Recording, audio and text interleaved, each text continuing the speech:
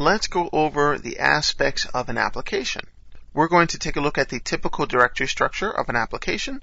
It's going to start with your assembly information, assemblyinfo.cs. You can just open this up within your Visual Studio project. Whenever you create a new project, you're going to see that you have an assemblyinfo.cs file, and this is just going to give metadata information about your project, and this is going to help the .NET environment know about your application, your title, description, company information, copyright, your major and minor version. That's going to describe your assembly further. A lot of Microsoft comments here, and then some security information that you can give a particular security information key file and key name that's going to allow the .NET environment to manage the security of your file, because there's a lot of security built into the .NET framework. And you'll see that this is using the system.reflection and the runtime compiler services. So these are two namespaces that help with actually compiling of your assembly, and also reflection is just what that means. Reflection, as if you're sitting down in a chair in your apartment or house and you're reflecting on yourself. System.reflection is a way to reflect on the assembly itself, on your particular programs and applications, and we'll talk about that later. So for the most part, that's the assemblyinfo.cs file. You see that we have a form, just any old form with a button on it, and this is our form class. And if we actually right-click and view the code, we can see that this is the code that's going to put that form together to do those basic things and give us the ability to do much more advanced things, for example. So that's typical what you'd see there, and you see it's mirroring that directory structure a little bit, because you see that app.icon. This is the icon for the application. You can double click on it and see that we have the ability to edit that icon. So it's just an icon editor, no big deal.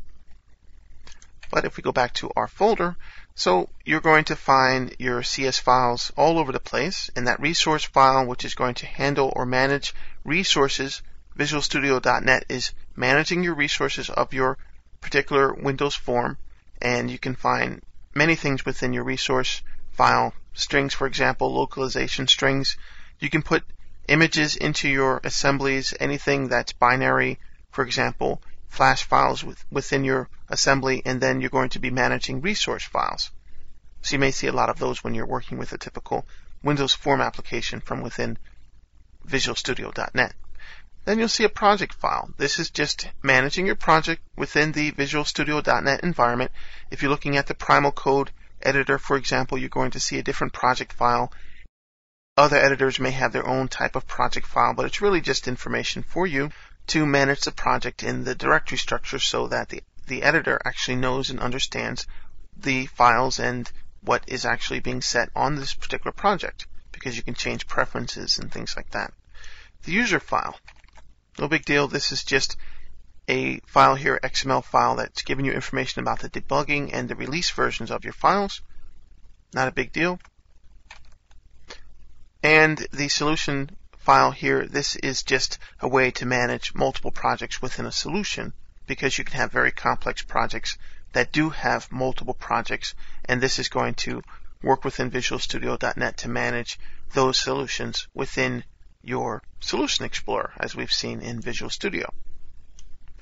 And you see that we have that app icon here. You can have many, many more files, but for the most part, you're going to have a CS file for each of the classes that are within your assembly.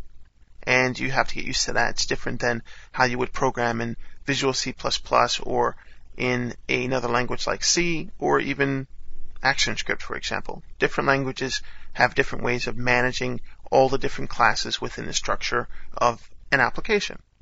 Then you'll notice that bin directory. You'll see this a lot. This is where it's putting that binary file. That's what we're creating. You're going to see, working within Visual Studio, a debug and a release folder. Your release folder is going to contain the same files for the most part as the debug folder. This is going to have your EXEs, your DLLs, and any supporting files that need to be placed in the final application folder. When you actually release something, you'll have your release versions that you can copy. When you're working on your project, you're going to see the often used debug folder, and if you had files within there, you would have your DLLs and EXEs that you can take a peek at and you can actually run them from here. You put your supporting files here as well, like your text files, XML files, Flash files, for example, and everything needs to be run from here just in the debugging environment.